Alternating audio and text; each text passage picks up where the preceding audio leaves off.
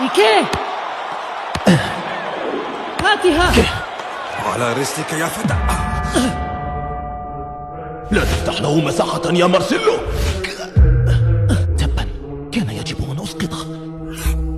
أحسنت يا فتى، كان مرورا رائعا. لا تندفعوا عليهم، فليس لدينا عدد كاف من المدافعين.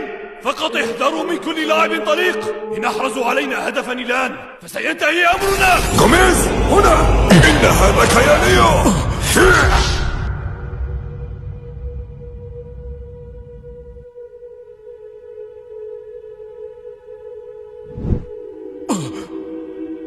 ليو،